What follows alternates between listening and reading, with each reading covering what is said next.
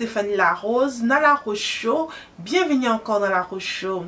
Le long nae awa kolek sabino comment na sali peri qui n'a besoin mon na mtubo ceux qui n'a on a sepel na mingi na bi que vraiment na kolek sango ba belle dame na ngai o balinga kanga pe o batala kanga na La Rose Show comme moni ki boko tuna nga ke oui La Rose est-ce que zali peri qui vraiment est solo na zesino que oui ezali peri ndenge bosinga kinga ke oui La Rose la kisabiso ndenge ya kosala ba peri na su ki na biso donc yango na ye a kolek sabino comment ya kosala peri on azali na yango peri on a na kolata on a katikati na kolakisa bino bumunyo kiza na katikati boye de la lati yango pe ko kolata ngo mupanzi donc voilà ko kolata on a katikati pe kolata mupanzi nde la sali yango boye donc ezali shona yo oyo mokolingi ce que kolata ngo mupanzi pe ce que kolata on a katikati en a problème mon côté la perruque on a sepel nango vraiment makasi yango na biki pourquoi pas na ko partager perruque na ngande la sala ki yango na belle dame nangai merci beaucoup wana tolanda.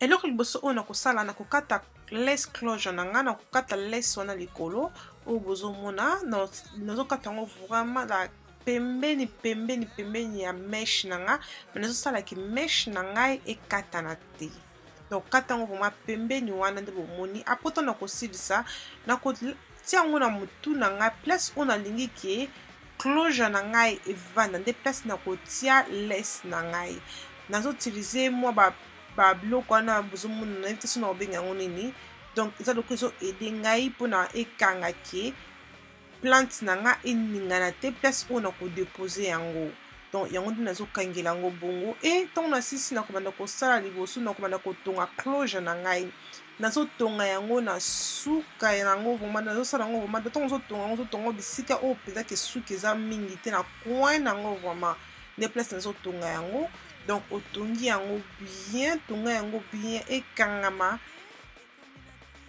vraiment na chapeau na yo nde bozomona nde video ezolakisa wana donc nazotonga yango déjà na tie ba biloko na tie lokwa ba pince na nga na ekangi closure na nga ezo edenga ke closure na ngai ndenge na tie yango eningana te e bouger te après wana bozomona nde nazotonga siko kaka place oyo naza pena na posa ke closure na ngai ekangama mpona e bouger te après wana bomoni nde closure na ngai evandi na chapeau na ngai natongi yango vraiment bien bomoni nde evandi pe flat evandi ngai bien eza te ke evandi ngai evimbi te bomoni nde evandi kitoko e na kotourne chapeau na ngai bomoni na tourna lokola na kati ekomi boye chapeau na ngai perruque ntango na tourne yango ekokoma ngai boye après nde tokoma na siko kotonga kaka plante ligne moko na kati nde totourne chapeau na biso otongi kaka mesh na yo ligne moko nde bozomona nga na tongi bongo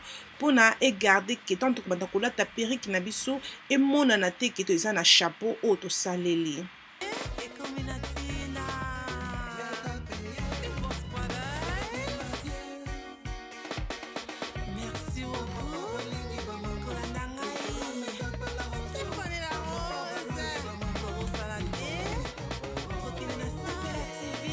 na sali ligne nanga moko bomoni ndenge ekomi ngai boye après wana nde sikoyo na kotourne yango lisusu mpo nazongisa yango normal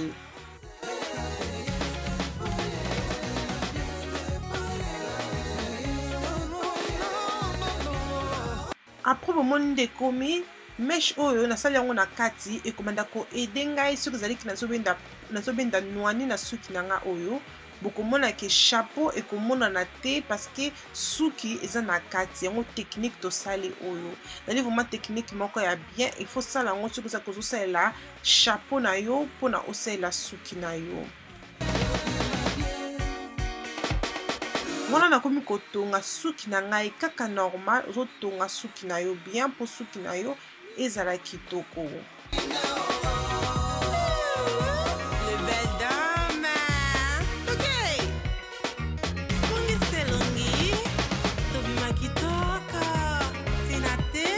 nanga nazokata yango te bomoni nde na ngumbi yango mpona tourne yango donc nazokata suki nanga te nazokaka ke nazotonga yango soki nakomi koto ya suka na ngumbi yango nde na ngumbi koto oyo et na batie susu kotonga. Donc ngani ya kokata brésilien te yango bomoni ke nazosala bongo, mais soki olingi na kokata eza na problème moko te.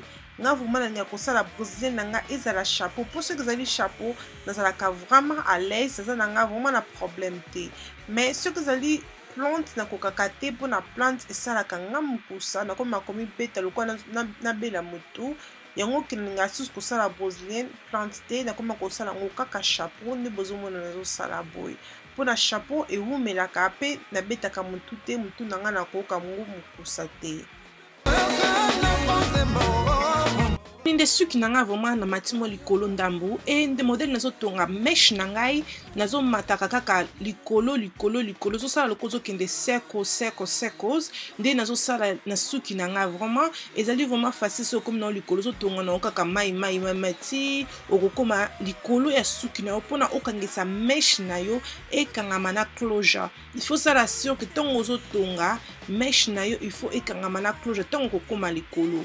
Ngwana bomoni ki na matimo likolo ndambu e nazosala ke mesh na nga ona zochaka ekangama na closure na nga ona chaki liboso pona etika espace te. Pour ce qui etika espace ekolakisa chapeau na yo ya se ya mutu na yo pe ekobima kitoko te.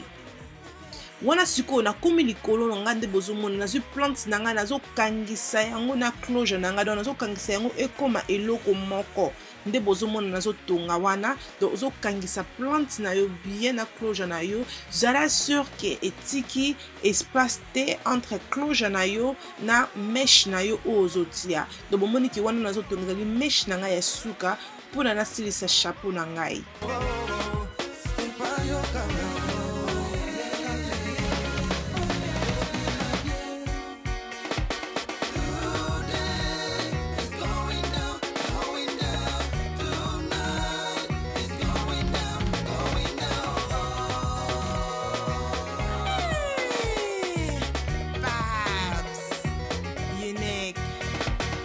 Merci. Papa balingi ba mama, likolo makeup la roseo. Papa baluli ba mama, likolo makeup. Tant on a silisi suki na ngai, bozomona ke na tongi mesh na nga na sangisi yango na closure na ngai. Donc etiki espace te bisika closure na nga ezali pe bisika mesh na nga ezali. Tant on a tomboli yango bozomona periki na se wana parce que to tonga ki mesh na biso na ndenge ya kati. Donc bomoni de periki na nga ekomi ngai, tant on a silisi wana na kokata sikoyo o ezali chapeau na nga koto closure na nga ezali. Donc tant ozo kata yango vraiment zala mayele po ce ko kate closure na yo obebisi closure na yo. Donc ozo kata place wana parce que ceux qui totiki yango okomona ki ton tokolata yango ekobima kitoko te ekosala biso mutu na biso ekozala kilo pe closure tant okolata yango faut la sûr que mutu na yo ebima lokola esala naturel. Donc yango il faut kata place wana pona closure na yo etika la pepele po ebima kitoko. Tant tokati yango bomoni de komi ekokoma ngai boye kaka place closure na tia kinde place tokati yango. Toko tourner yango po tolata yango na mutu na biso kobosana te bomoni de salinga vraiment esali lokola poso na ngai kobosana te kokanga suki na yo pona chapeau na yo evanda kitoko. Les belles dames na kosa bino te mutakanga kinga suki oyo esala kinga vraiment passé bozomona même mutu na ngande nazo tia yango ebande kosala nga pasi ponga na kokana nga suki te na vérité donc ebande kosala nga pasi mais na baki ki fona kanga suki pona chapeau na ngai evanda kitoko. Donc c'est ça kanga suki na yo pona chapeau na yo evanda kitoko. Wana na kotila bino musique bino moko bomona. Merci beaucoup. Bienvenue sur la Rose Show, les belles dames. Stéphanie la Rose, c'est pas comme c'est Bella TV. Hey, pas ça. Ningis, la belle dame. Stéphanie la Rose.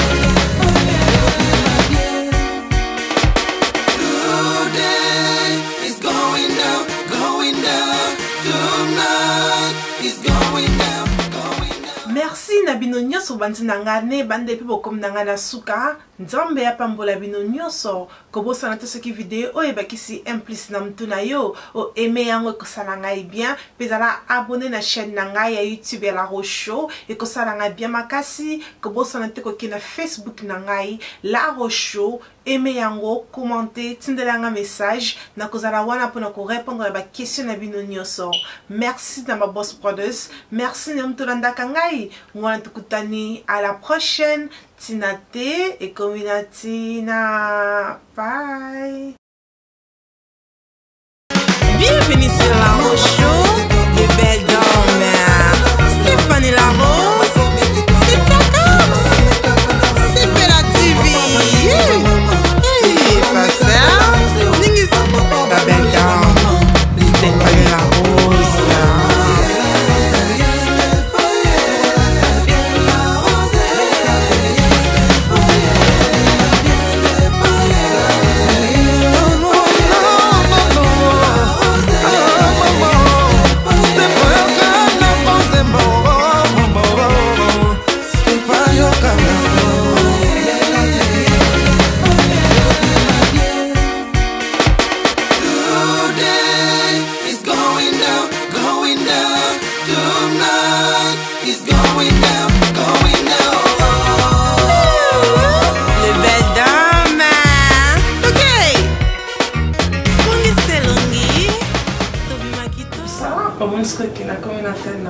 Après, on a Sephora. Donc, la Sephora, la sombi pour moi, le côté de l'été.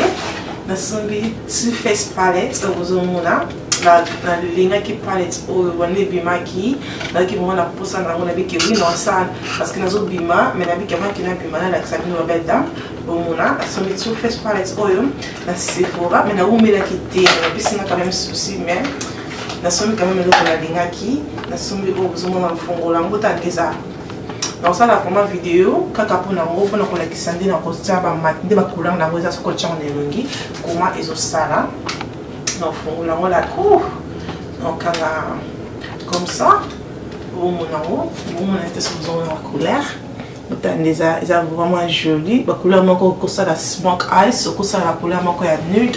La couleur moko donc ce n'a pas la couleur ma casse tout moni et ça vraiment qui donc c'est ça les abonnés c'est ça qui m'a mis à l'accession la sombi oyo et ba piscina ba parfait ba samples que les gens meka on a sombi dans la Sephora à Paris mais ba piscina peu que dans la Sephora na UK mais na évité son aux États-Unis deux ans mais on a qui na sombi on le na Sephora à Paris et la sombi ozali faux de terre on a linga kango mingi na linga mingi black up na linga vraiment mingi na sombi couleur nanga et si la mat parce que au latiambo et ça la 8 heures de temps pour na esi la maison moki bo mais ezali na 35 €. Donc il faut de terre oza vraiment one of my favorite for de terre na linga mingi donc c'est ça vraiment beaucoup na sombi que des choses na Sephora ou écoutez moi de 80 € mais la ligne beaucoup mini c'est ça qui la somme bien haut donc on a en France donc vous avez qui room dans la Zara donc bientôt dans Kindo Chocolat et dans ça la get ready with me vidéo et comme next week.